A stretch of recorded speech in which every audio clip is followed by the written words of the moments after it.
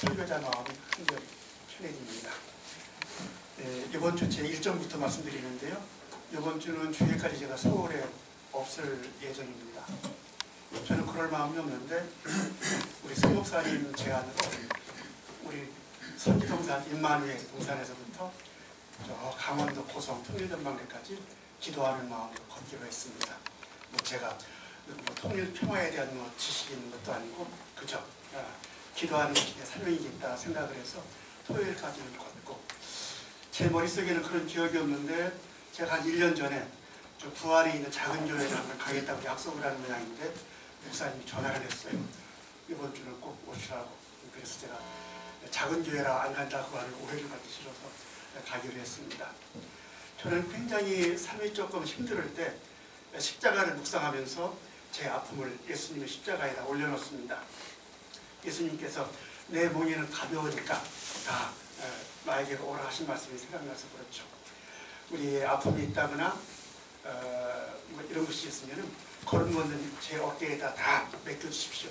그러면 저는 또 우리 주님께 다 맡겨놓고 우리 마음과 몸의 평화를 좀 얻으려고 합니다. 사도 바울은 열광주의 신자들과 초보적인 신앙을 앵무새처럼 되풀이하는 신자들, 그리고 할례나 율법을 완강하게 고수하거나 완전하게 철폐하자고 하는 이런 신도들, 이래저래 여러 형태로 옛 신앙에 매여 있는 신자들에게 이렇게 말하죠. 여러분의 신앙의 진보를 보이십시오. 아주 강력하게 충고한 바가 있습니다.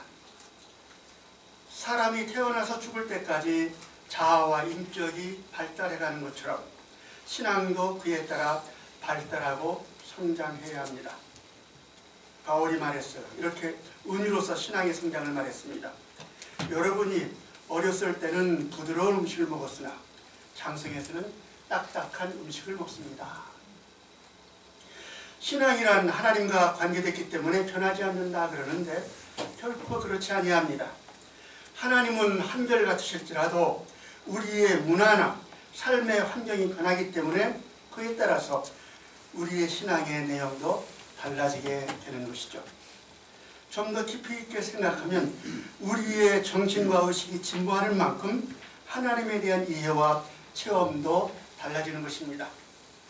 고등학교 때 했던 제 하나님 체험하고 지금 한 하나님 체험이 달라요. 이해가 달라요.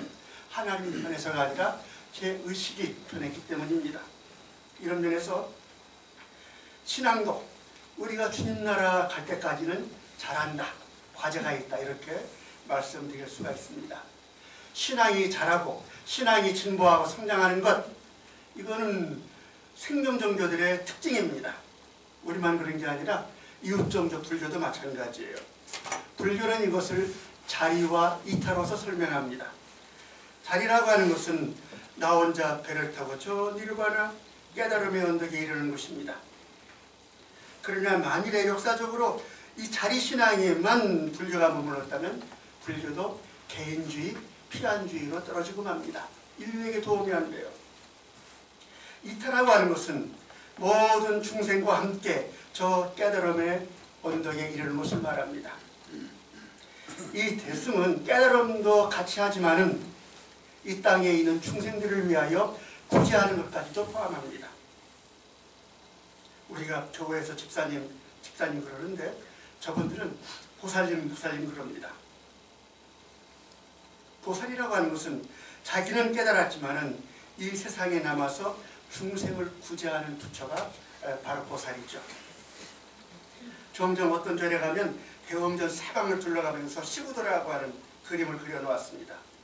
시부도라고 하는 것은 자기를 잃고 찾는 것을, 서로를 잃고 찾아오는 것으로 비유하는 이런 것을 10개의 그림으로 표시한 것입니다. 이 시부도는 한 사람이 자기를 찾아가는 심리학적인 과정이기도 하지만은 불교의 깨달음도 10단계를 거치며 자란다, 성장한다는 것을 보여줍니다. 맨 마지막 단계가 깨달음의 완성인데, 이제 깨달은 사람은 어떻게 되느냐? 뒤에다가 이렇게 표조박이죠. 술통을 담은 표조박을 메고 시장통으로 합니다. 왜? 자기는 깨달았지만은 중생들을 구제하기 위해서 세상으로 들어가는 것이죠. 요한복음서는 예수님께서 이런 아주 단순하면서 강력한 말씀으로 우리 그리스도 신앙의 질적인 성장과 변화를 요구하시고 깨닫게 하셨습니다. 너희가 나를 찾아온 것은 표적을 보았기 때문이 아니라 빵을 먹고 배가 부르기 때문이다. 너희는 썩을 양식을 얻으려고 하지 말고 영원한 생명에 이르는 양식을 위하여 일하여라. 옛날이나 지금이나 사람들에게 신앙의 동기는 육신의 떡입니다. 지상의 안녕입니다. 성공과 축복입니다. 이것이 잘못됐다고는 생각하지 않습니다. 그러나 우리의 신앙은 이런 개인적이고 세상적인 떡을 넘어서 영생의 떡, 진리의 떡으로 점점 자라가야 한다는 것입니다. 이 종교가 갖는 기능이에요. 그리고 이런 성숙한 신앙을 가지고 세상에 나아가서 복음을 전하고 섬기는 것이 우리 그리스도교의 제자직이라고 할 수 있습니다. 오늘 봉독한 이사야서 말씀에 하나님이 내가 누굴 보낼까 이렇게 물으시죠.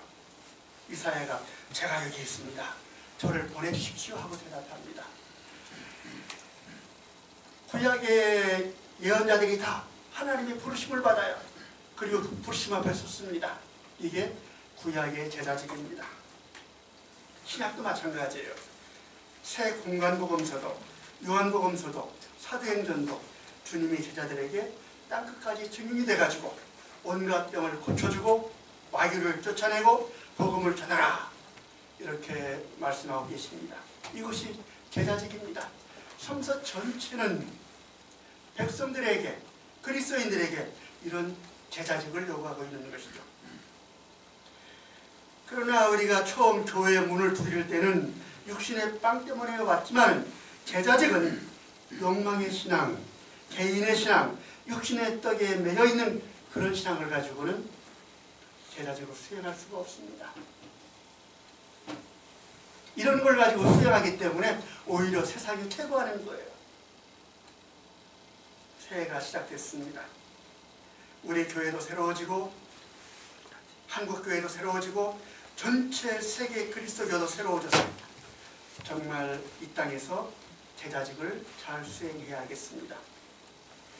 이 새 시대를 위한 제자직을 알기 위해서는 실제 삶이 180도 변하고 성장해서 새 존재가 된 예수 공동체를 직접 살펴보는 것이 가장 좋을 것 같습니다.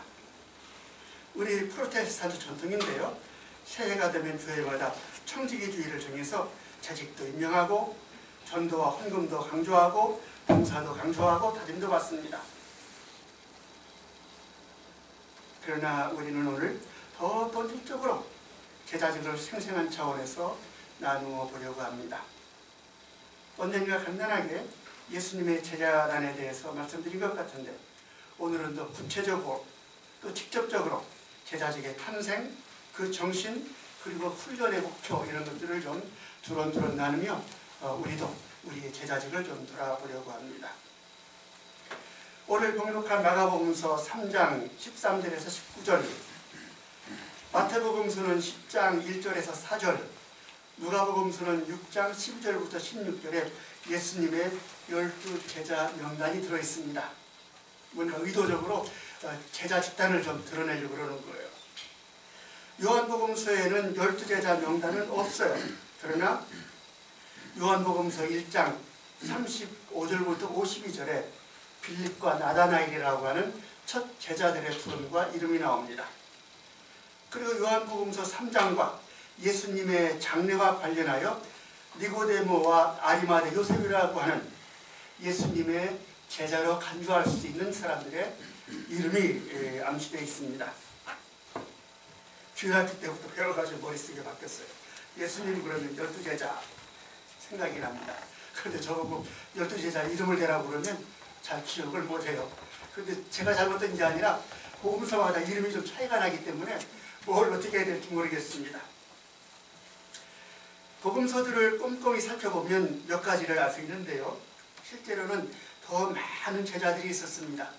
제가 할 때는 예수님의 제자 공동체가 12명이 아니라 한 수십 명 된다고 생각을 합니다.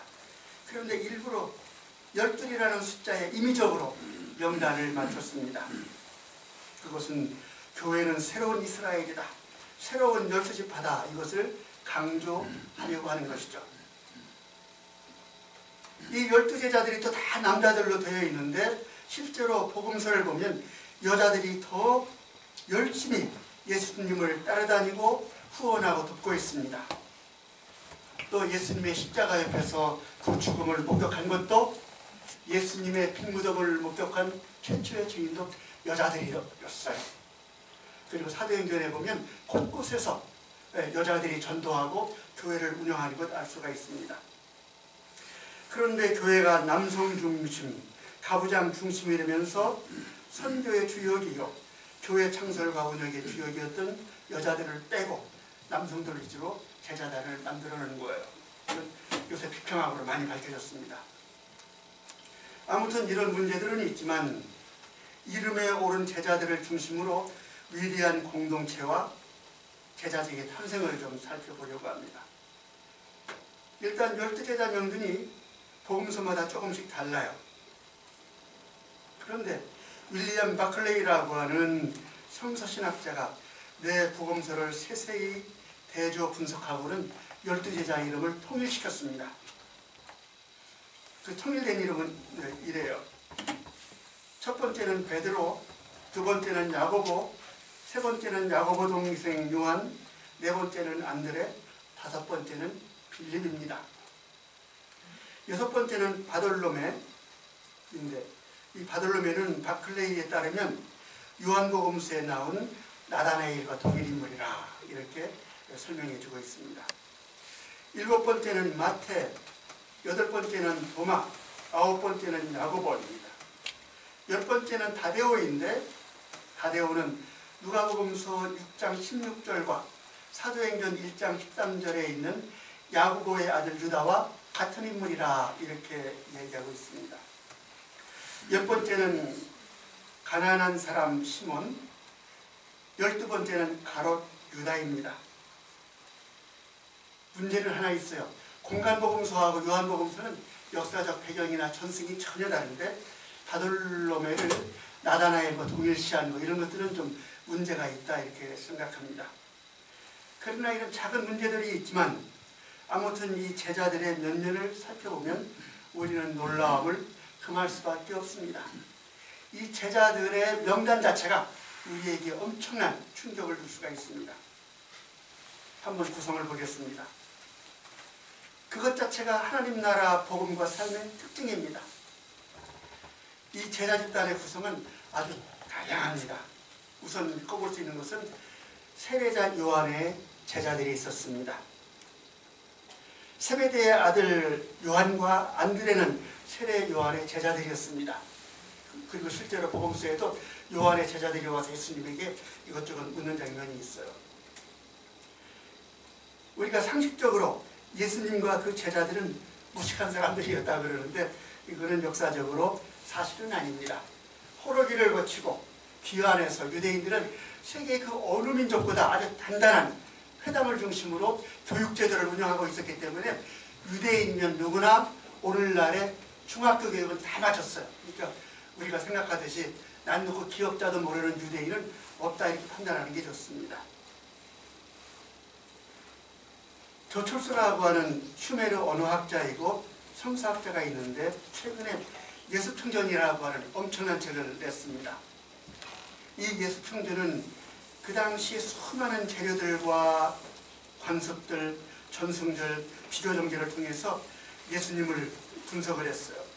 예수님은 가장 철저한 신앙을 가진 SNF파에서 최고의 제사장 교육을 이수받은 그런 지도자였다고 하는 것을 학술적으로 밝혀주고 있습니다.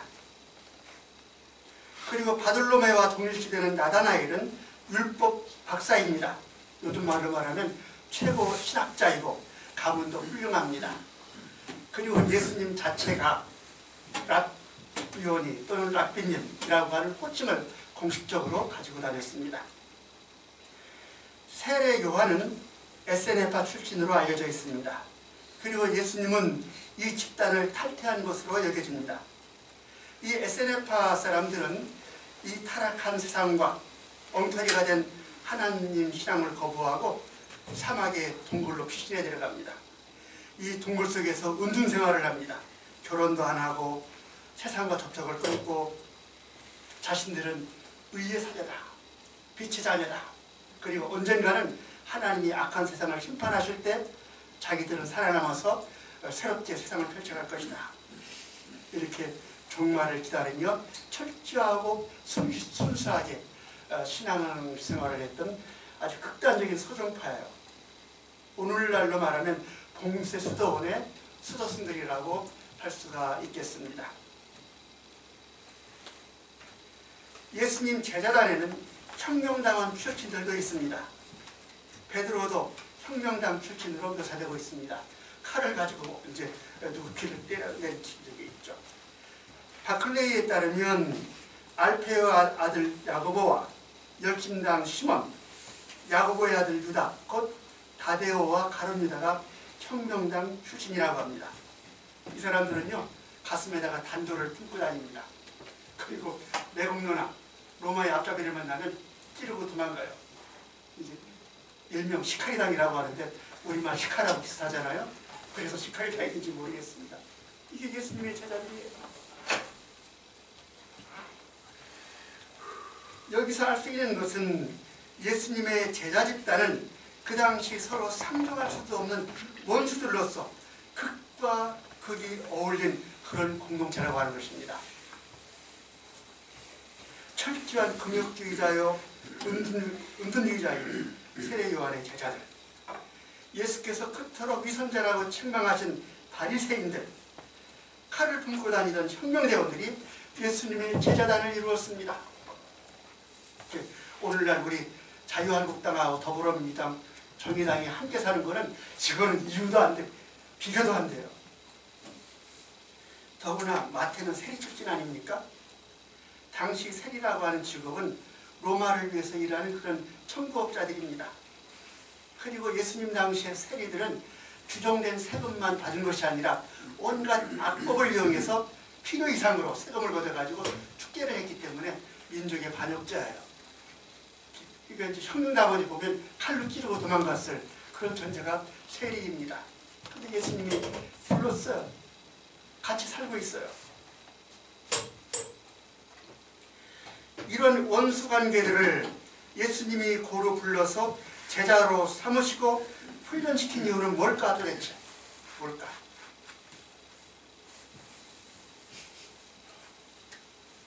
저는 바로 그 이유는 예수께서 포용의 세계를 이루기 위해서일 것이다. 이렇게 생각을 해봅니다. 예수님 당시의 세계만이겠습니까? 오늘날 우리도 못지않은, 아니 심지어 그 폭력성과 파괴성에 있어서는 더 큰 원수 관계 속에 우리가 살아가고 있잖아요.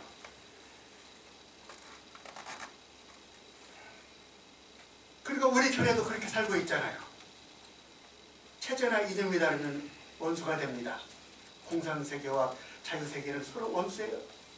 지금도 무력으로 이렇게 군사를 키우잖아요. 무역전쟁 하잖아요.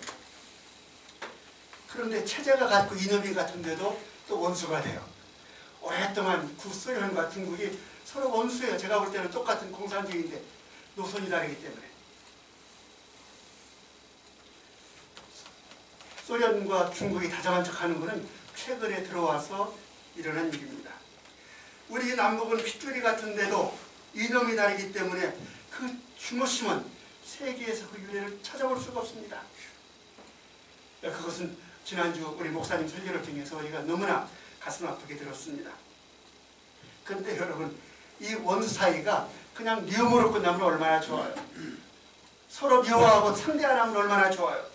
그런데 그게 안 되는 것입니다. 그것이 종교와 신앙의 이름으로 끔찍한 살상과 파괴를 저지르는데 거기에 문제가 있는 것이죠. 11세기에 시작된 십자군 전쟁, 몇 차례나 예루살렘으로 진군했습니다. 예루살렘으로 여러 차례 진군하며 예루살렘을 점령한 무슬림만 학살한 것이 아닙니다. 곳곳에 돌아다니면서 유대인들, 같은 기독교인들을 살해하고 불태우고 약탈해 갔습니다. 이게 십자군 전쟁이에요. 1618년부터 1648년 사이에 유럽에서는 30년 전쟁이 일어났습니다. 카톨릭과 프로테스탄트 사이의 전쟁이에요. 서로 무차별 살상한 것만이 아닙니다. 30년이나 전쟁하다 보니까 먹을 게 없어요. 너무나 황량해요. 그러니까 서로 전쟁에서 죽은 기독교인들의 시체를 먹은 시긴에 대한 기록이 남아 있습니다. 이게 현실입니다. 현대로 갈수록 이 잔혹은 말할 수 없이 더해가고 세계화되었습니다. 히틀러는 독일 기독교 이름으로 2차 대전 일으키고 600만 유대인 살상한 것 너무 잘하니까 얘기할 것도 없어요. 크메르 루즈는 캄보디아에서 공산혁명을 하면서 200만 명의 제 동포를 살해했습니다. 킬링필드의 기억이에요. 그런데 이 크메르 루즈 일당이요, 재미있습니다. 이게 전부 다 귀족의 자제들이에요. 영국이나 유럽으로 다 유학을 간 수재들입니다. 그런데 이놈이라고 하는 악마에 사로잡혀가지고 공산혁명을 하면 그렇게 무차별 살상을 하는 것입니다. 2001년 이슬람 원리주의가 저지른 9.11 테러, 삽시간에 6,000명이 죽었습니다. 3,000명이 죽었습니다. 6,000명이 불구자가 됐습니다. 이에 대한 보복으로 오늘까지도 미국과 중동과 아프리카 내 증오와 살상은 계속되고 있습니다. 제가 이 설교를 준비하고 있는 그 시점은 미국과 이란이 지금 한참 전쟁을 시작하려고 하는 그 순간입니다. 그리고 며칠째 저도 좀 가슴이 아픈데 지금 호주에 산불이 나가지고 호주가 쑥대밭이 되지 않았어요? 시드니 대학의 보고서에 따르면 5억 마리의 야생동물이 죽었다고 그럽니다. 5억 마리의 야생동물이. 캥거루, 특별히 코알라는요, 느려. 코알라는 멸종입니다. 그 다음에 캥거루를 잡아먹는 호주에 늑대가 있어요. 개가 이렇게 갖춰져 있는 딩고도 다 죽었습니다. 호주의 생태는 망가졌어요. 그 원인이 뭐냐? 생태학자들이 얘기합니다. 기후붕괴 때문이다. 이런 일이 없는데 기후붕괴 때문에 고온이 계속되고 가뭄이 들어서 자연발화가 된 것입니다. 결국에는 호주의 산불과 5억 마리의 총의 멸종도 인간과 자연의 원수관계 때문에 이렇게 된 것이에요. 그 인간과 자연의 대결이라고 하는 것은 인간과 인간, 이익과 이익, 자본과 자본의 대결이 만든 것입니다. 바로 이 한가운데서 저는 오늘 이 제자직의 설교를 준비하고 있는 것입니다. 이런 원수관계를 벗어나서 인류가 공생하는 것, 너와 내가 공생하는 것, 중국과 미국이 공생하는 것, 상생하는 길이 무엇인가? 이게 있기나 있는가? 이게 가능한가? 저는 멀다고 생각합니다. 어떻게 보면 이게 좀 너무 순박하다고 생각합니다. 이념과 인종, 종교와 문화 이 모든 것을 넘어서 새로운 인간이 되는 수밖에 없습니다. 새로운 가치와 질서를 만드는 것밖에는 방법이 없습니다. 이것을 이루는 길이 바로 포용이죠. 한스킹이 시카고 세계 종교인 대회에서 이런 말을 했습니다. 종교 간의 평화 없이는 세계 평화 없다. 저는 이건 종교적인 선언이 아니라 절박한 인류의 미래를 위한, 지구촌을 위한 선언이라고 생각합니다. 맞습니다. 이 포용이 없이 인류 구원은 없습니다. 포용은 관용보다 깊은 차원입니다. 요즘 관용의 철학 얘기합니다. 톨레란스라고 그러는데 관용이라고 하는 것은 그냥 너그러이 넘어가는 거예요. 그냥 받아주는 것입니다. 그러나 포용은 적극적으로 상대를 받아들이고 끌어안는 화해입니다. 그리고 적극적으로 서로의 관계를 창조해가는 적극적인 참여 행동입니다. 이걸 포용이라고 얘기합니다. 바로 이 때문에 예수님은 자기 자신하고는 출신이 같고 배경이 같고 생각이 같은 사람들이 아니라 누가 보아도 원수 같은, 오늘날로 말하면 총뿌리를 겨누고 살상했을 그 상극의 패거리들을 제자로 부르시고 이들을 훈련시키고 이들을 사랑하시고 새 존재로 변화시켜서 복음의 질서를 만드시고 세상으로 파견하신 것이라. 바야흐로 새시대의 제자들은 이 새시대의 그리스도교의 신앙 실천과 선조는 과제는 포용입니다. 이 포용은 한 교회 공동체가 평화롭게 사는 데도 필요합니다. 전라도장으로 경상도장으로 서로 포용해야 우리 기장이 살죠. 경상도 목사 전라도가 무슨 이런 거 해야죠. 이거 없이 어떻게 우리가 한국교회가 뭐가 되겠어요. 한 가정이 기쁘게 사는 데도 필요합니다. 아버지 엄마 싸움 그만해야죠. 한 집 안에도 태극기가 있고 정의당이 있는데 같이 살아야죠. 이게 포용이에요. 일세가 존속하는데도 제일 중요한 토대가 바로 포용입니다. 이제 포용을 훈련하고 포용을 실천하는 신앙인이 되고 교회가 되어야겠습니다. 포용의 제자직이 무엇이고 이 포용을 어떻게 실천할 수 있겠습니까? 짧은 시간이지만 간단하게 생각해 봅니다. 미로슬라 몰프라고 하는 신학자가 있는데 이분은 포용의 신학을 제시했습니다. 예일대학 교수라고 알고 있는데 이 볼프는 서로 다른 인종, 문명, 역사, 종교가 복잡하게 얽혀서 수세기 동안 싸우며 살상해온 발칸반도 출신의 신학자인 개신교 신학자예요. 인종과 종교 그 모든 것이 다르지만 어떻게 발칸의 주민들이 서로 추모 없이 서로 죽이지 않고 그렇게 함께 이 반도에서 살 수 있을까? 이게 이분의 신학의 과제였습니다. 이 길을 볼프는 포용의 신학이다, 포용이다 하면서 포용의 신학을 우리에게 안내했습니다. 이 포용은 모든 인류 공동체와 화해를 여는 인식과 실천이 될 수도 있을 것입니다. 또 남북이 대치하고 있는 지역과 지역이 대치하고 있는 우리 한국 교회와 사회에도 큰 눈을 열어줄 것입니다. 그는 포용의 4단계를 종교적인 은유로 제시했는데 이것이 바로 화해의 실천 과정이라고 할 수가 있습니다. 포용의 첫 단계는 팔을 열기입니다. 이 팔을 연다는 게 어떤 의미겠습니까? 나는 다른 사람의 일부이며 다른 사람 또한 나의 일부라고 하는 것을 인정하는 거예요. 북한의 주민도 나의 일부이며 일본의 주민들도 나의 일부이며 이걸 인정하는 것이 서로 팔을 열어주는 것입니다. 두 번째 단계는 기다림입니다. 내 주장만 옳은 것이 아니라 다른 사람의 주장도 일리가 있고 옳다고 하는 것을 인정하면서 내 생각을 잠시 멈추는 것입니다. 내 주장, 내 이념, 내 생각만이 아니라 내 걸 잠시 멈추는 것입니다. 그리고 다른 사람의 처지로 넘어가 보는 것입니다. 이게 기다림이에요. 세 번째 단계는 껴안음입니다. 이것이 포용의 목적인데 서로의 차이를 넘어서서 하나 되는 과정입니다. 너하고 나하고 출신은 다르고 문화는 다르고 피부색은 다르지만은 그냥 너도 그런 면이 있구나, 너도 이런 아픔이 있구나 서로 끌어안는 거예요. 말은 쉽지만 쉬운 과정은 아니겠죠. 그러나 참 포용은 한 걸음 더 나아갑니다. 포용의 마지막 단계는 팔을 다시 열기입니다. 끌어안았던 팔을 끌어안고 있으면 꼼짝 못하잖아요. 열어줍니다. 서로 자유롭게. 너는 아프리카로 가서, 너는 일본으로 가서, 너는 이북으로 가서 서로의 다름을 가지고 살아가는 것입니다. 함께 이 지구촌에서.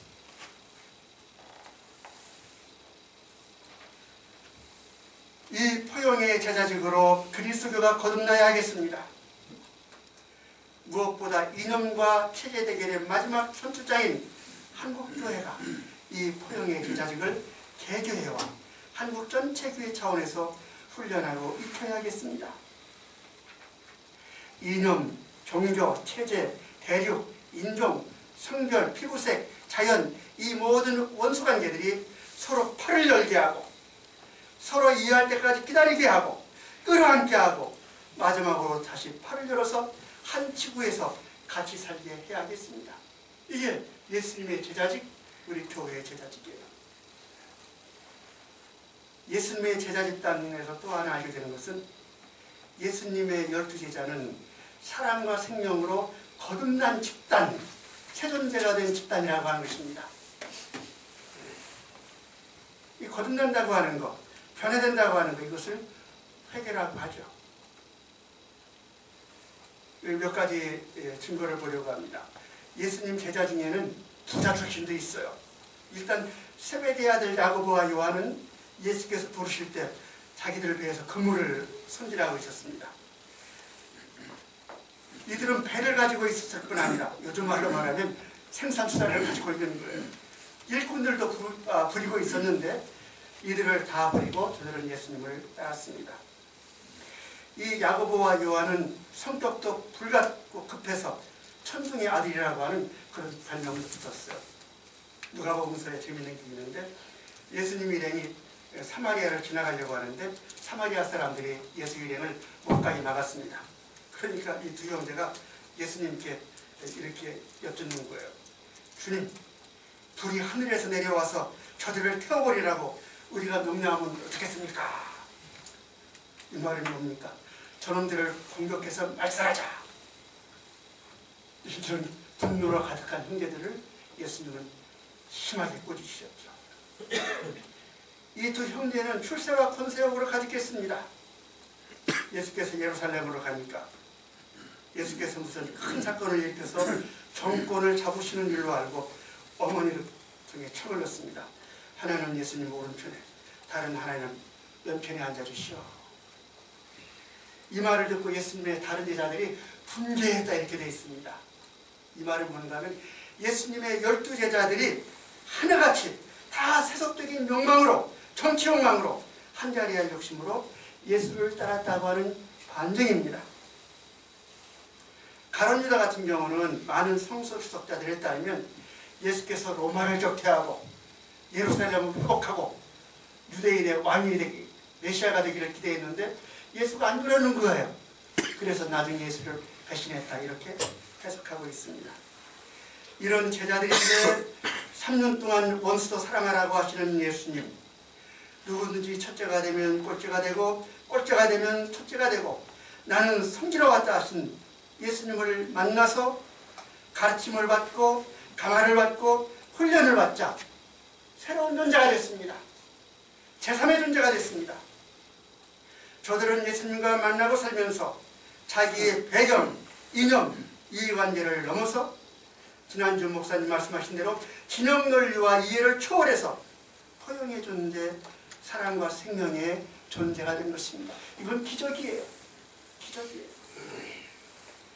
증오와 증오의 불과 출세욕으로 가득했던 야고보는 12제자 중에 맨 먼저 십자가를 지는 순교자가 되었다고 전해지고 있습니다.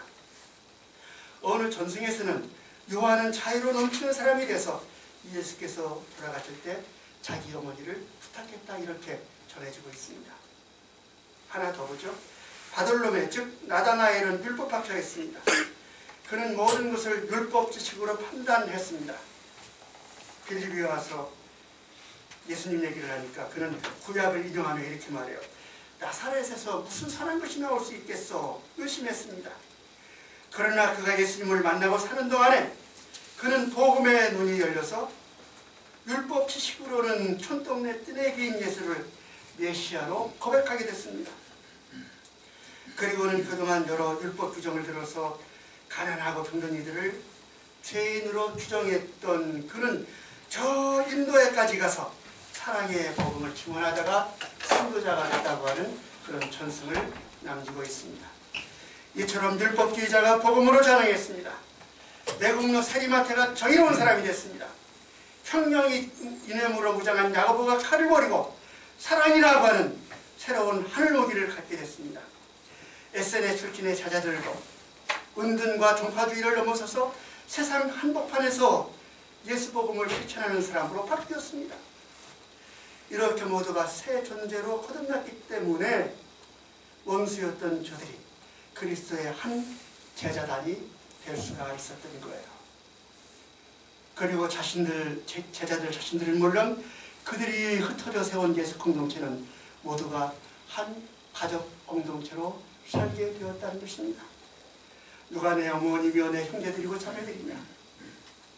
누구든지 하나님의 뜻을 행하는 사람이 내 자매와 어머니다 하신 이 주님의 말씀은 바로 원수관계를 넘어서 사랑과 생명으로 거듭난 제자단과 초대교회의 자기 이해요 고백이었던 것입니다.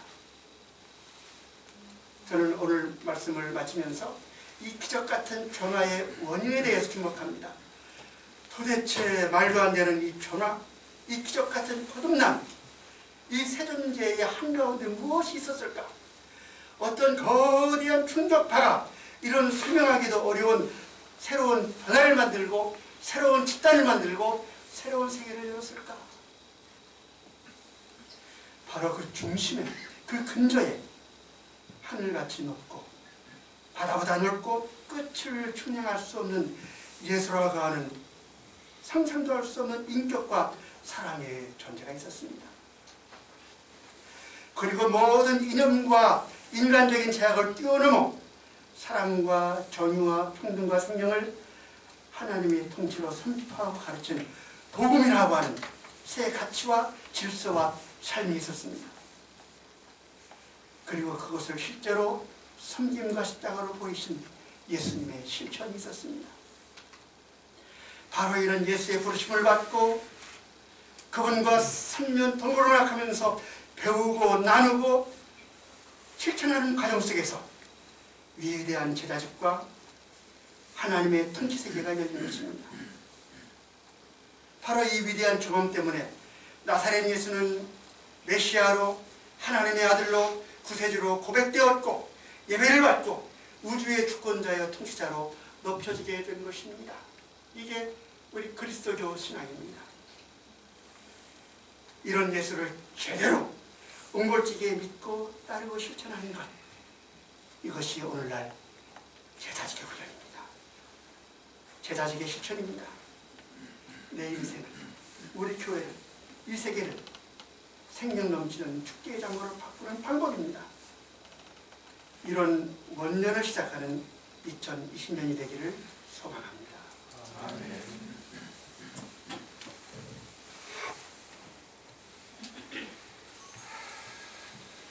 십자가로 모든 것을 허물고 하나 되게 하신 청하의 주 하나님, 이 주연절 주님의 그 놀라운 사랑과 생명과 복음의 빛을 미국과 이란, 또 우리 한반도, 그리고 저 호주의 산야위에 이를 위해 오늘 기도하고 포용의 제자직을 다시금 되새기는 우리 삭교 작은 교회에 비추어 주시옵소서.